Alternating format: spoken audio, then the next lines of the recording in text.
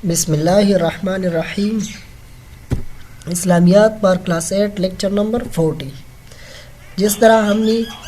اللہ تعالیٰ اور اس کے رسول صلی اللہ علیہ وآلہ وسلم کی محبت و اطاعت، اس کی پڑھائی ہم نے شروع کی تھی، تو ہم نے یہاں تک کتاب صفحہ نمبر 40 تک اس کی پڑھائی کی تھی. تو آپ لوگ ابھی کتاب صفحہ نمبر 41 کھولیں اور سبق کی طرف دیکھیں. جس طرح ہم نے پہلے اللہ تعالیٰ کی توحید کے بارے میں، اللہ تعالیٰ کی ذات کے بارے میں، اس کے بارے میں ہم نے پڑھائی کی،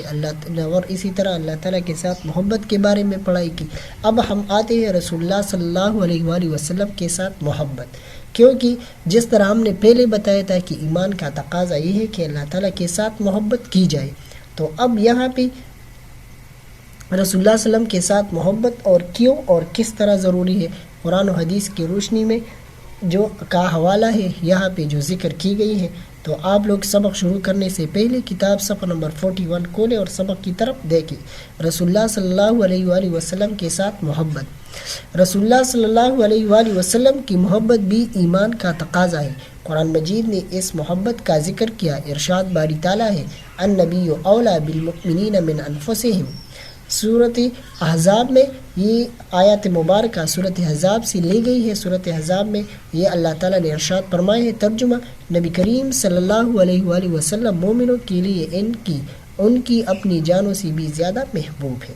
یہاں بھی رسول اللہ صلی اللہ علیہ وسلم کے ساتھ محبت بھی ایمان کا تقاضا ہے. جس طرح ہم نے پہلے بھی پڑھ لیا تھا کہ کیا ہے، اللہ تعالیٰ کے ساتھ ایمان کا تقاضا ہے کہ اللہ تعالیٰ کے ساتھ محبت کی جائے، اور محبت کا تقاضا کیا تھا کہ پوری دل جمی سے اللہ تعالیٰ کے احکامات اس پر عمل کی جائے. تو اب یہاں پہ یہ بات ذکر کی گئی ہے کہ رسول اللہ صلی اللہ علیہ وآلہ وسلم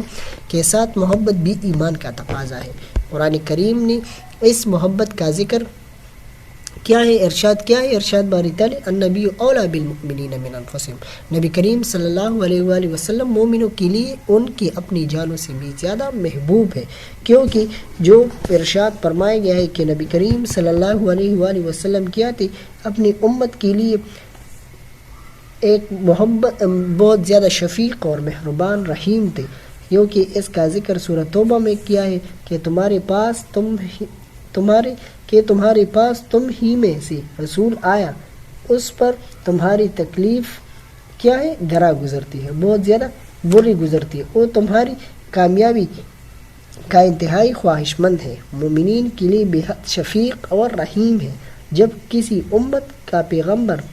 ایسا ہو تو ایسے پیغمبر کے لیے محبت کے جذبات کیوں پروان نہ چڑھے، مؤذن کیوں نہیں ہوں گے. قرآن کریم نے حضور کریم صلی اللہ علیہ وسلم کو دکھ دینے سے بھی منع کیا ہے. سورہ توبہ کی آیت نمبر 61 میں فرمائے، کچھ لوگ ایسے ہیں جو اپنی باتوں سے نبی کو دکھ دیتے ہیں اور کہتے ہیں کہ یہ شخص کانوں کا کچا ہے. کہو وہ تمہاری بلائی کے لیے ایسا ہے، اللہ پر ایمان رکھتا ہے، اہل ایمان پر اعتماد کرتا ہے، اور وہ سراسر رحمت ہے ان لوگوں کے لیے جو تم میں سے ایماندار ہیں. اور جو لوگ اللہ کے رسول کو دکھ دیتے ہیں ان کے لیے دردناک سزا ہے. تو اسی طرح اگر آپ لوگ دیکھیں تو رسول اللہ صلی اللہ علیہ وآلہ وسلم کے ساتھ جو محبت ہے وہ کیوں، تو اللہ تعالیٰ نے اس کا ارشاد فرمایا قرآن مجید میں کہ نبی کریم صلی اللہ علیہ وسلم مومنوں کے لیے ان کی اپنی جانوں سے بھی زیادہ محبوب ہے، اور نبی کریم صلی اللہ علیہ وسلم اتنی زیادہ شفیق اور اتنی زیادہ مہربان تھے. تو مسلمانوں کو بھی چاہیے، مومنوں کو بھی چاہیے کہ ان کے ساتھ محبت رکھے، اور محبت کے ساتھ یہ بھی ہے کہ نبی کریم صلی اللہ علیہ وآلہ وسلم کی جتنی تعلیمات ہیں اس پر عمل کی جائے. مومنوں کو جان اور رسول اللہ صلی اللہ علیہ وسلم کی محبت و اطاعت میں سے انتخاب منتخب کرنا پڑے تو مومنوں کو جان دے کر بھی محبت کا رشتہ برقرار رکھنا ہے.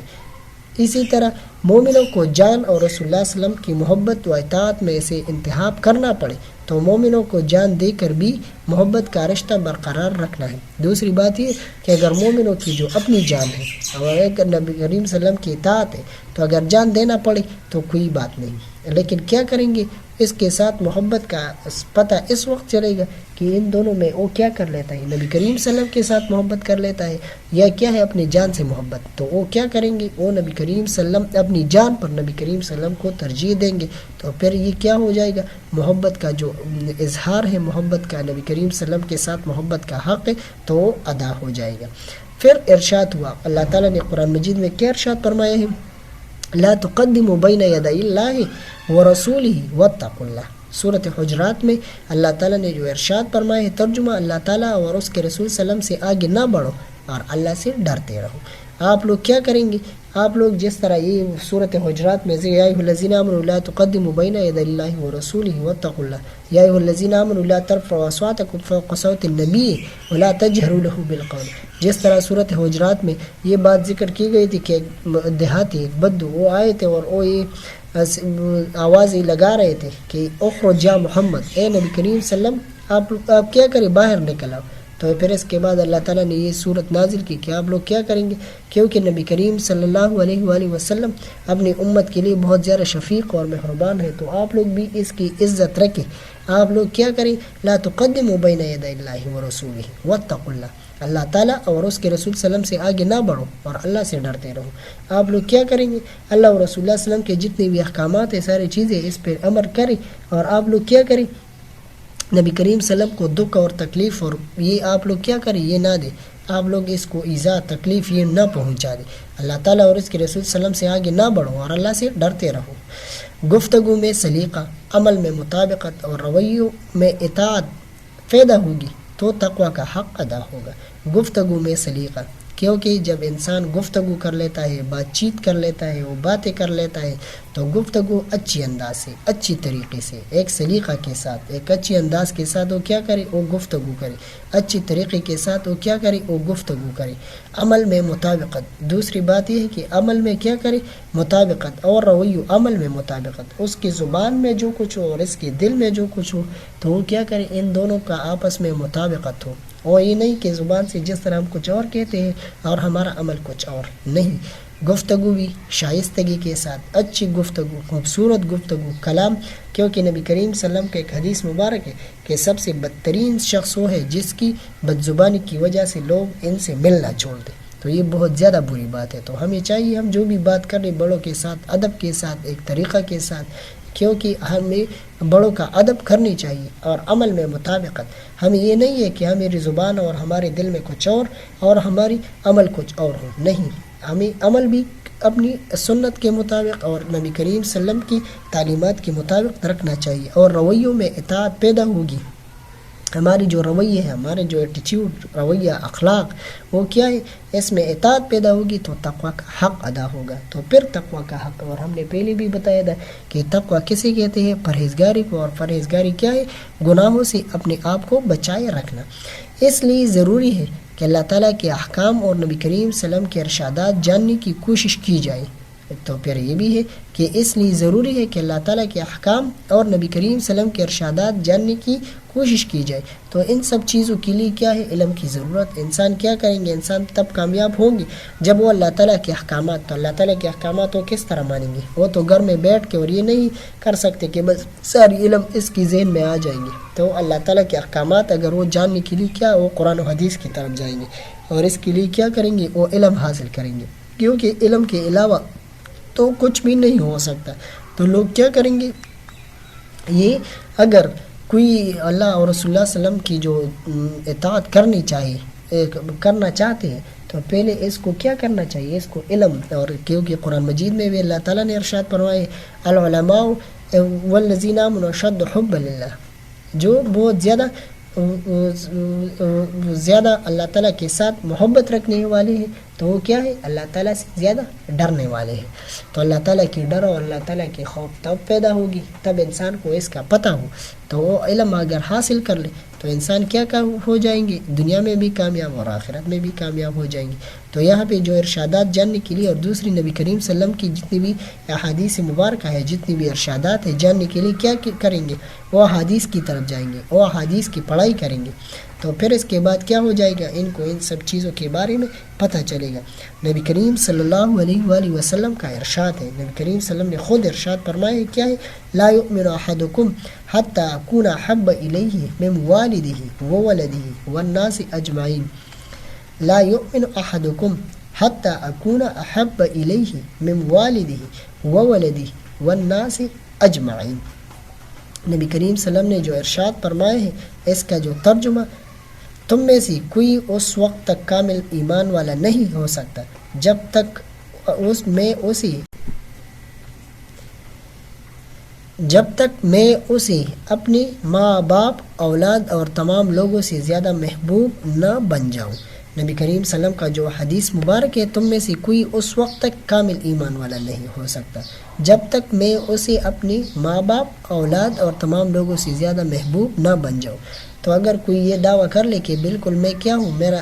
نبی کریم صلی اللہ علیہ وسلم کے ساتھ محبت ہے، تو وہ اس وقت تک کامل ایمان والا نہیں بن سکتا جب تک کیا ہے وہ اپنے ماں باپ اولاد اور تمام جتنے بھی لوگ ہیں اس سے کیا ہے سب سے زیادہ محبت کیا ہو، وہ ہمارے نبی کریم صلی اللہ علیہ وسلم کے ساتھ ہو، تب تک ہم صحیح مسلمان ہو سکیں گے۔ تو اسی طرح ایک اور جگہ ارشاد ہے، لا یؤمن احدکم حتی یکون ہواہ تبعا لما جئت بہ۔ ترجمہ، تم میں سے کوئی اس وقت تک ایمان والا نہیں ہو سکتا جب تک اس کی خواہشات ان احکام کے تابع نہ ہو جائے جو میں لایا ہوں۔ نبی کریم صلی اللہ علیہ وسلم نے جو ارشاد فرمایا ہے، لا یؤمن احدکم حتی یکون ہواہ تبعا لما جئت بہ، تم میں سے کوئی اس وقت تک ایمان والا نہیں ہو سکتا جب تک اس کی خواہشات ان احکام کے تابع نہ ہو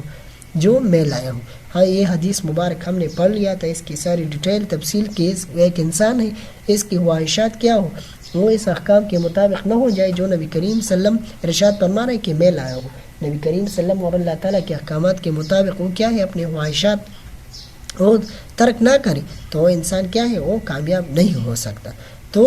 اس سے معلوم ہوا کہ محبت کا تقاضا ہے کہ اللہ تعالیٰ اور اس کے رسول صلی اللہ علیہ وسلم سے محبت میں کوئی اور شریک نہ ہو، اور یہ محبت تمام رشتوں اور تعلقات سے بڑھ کر ہو۔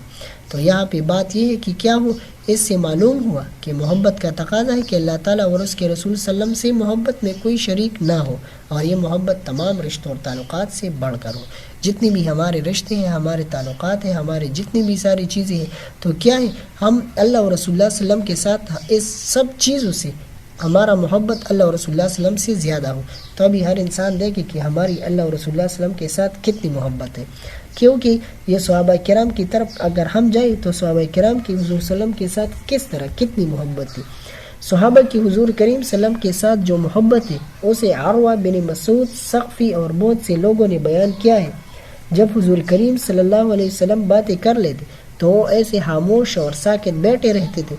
گویا ان کے سروں پر پرندے بیٹھے۔ صحابہ کرام کس طرح؟ عروہ نے کہا، میں نے قیصر و کسریٰ اور نجاشی کی دربار دیکھے ہیں، میں نے وہاں پر ایسی تعظیم نہیں دیکھی جو صحابہ حضور صلی اللہ علیہ وسلم کی کرتے تھے۔ ایسی عقیدت میں نے کہیں نہیں دیکھی کہ ان کے حال جس طرح ان کی حال تھی۔ تو سب لوگ حاصل کرنے کے لیے جھپٹے وضو کا پانی گرے تو لوگ ان کی طرف لپکے اور اپنے جسموں پر ملے، منہ اور ناک کا لعاب بھی حاصل کرنے کے لیے خلقت ٹوٹ پڑتی ہے، اس طرح ان کے پسینے کا حال تھا۔ صحابہ استدعا کرتے تھے کہ انہیں بوتل میں محفوظ کر لیں۔ اس طرح ناخن، کپڑوں کے ٹکڑے ان کو دنیا کی تمام نعمتوں سے عزیز تھے۔ حضرت خالد بن ولید کی ٹوپی میں حضور صلی اللہ علیہ وآلہ وسلم کا ایک بال سی کر محفوظ کیا گیا تھا۔ حضور صلی اللہ علیہ وسلم کے کھانے کے برتن، پیالے، چادر، قمیص، عمامے لوگوں کو انتہائی محترم تھے۔ غزوہ احد کے موقع پر ایک صحابیہ انصاریہ کے بائی شوہر جنگ میں مارے گئے، یک کے بعد دیگر ان کو یہ خبر پہنچتی رہی، ہر مرتبہ پوچھتے رہے حضور صلی اللہ علیہ وآلہ وسلم کیسے ہیں؟ لوگوں نے کہا خیریت سے ہے۔ اس پر کہا کل مصیبت بعدک جائل، آپ موجود ہیں تو ساری مصیبتیں ہیچ ہے، کچھ بھی نہیں، ساری مصیبتیں کچھ بھی نہیں۔ جائل،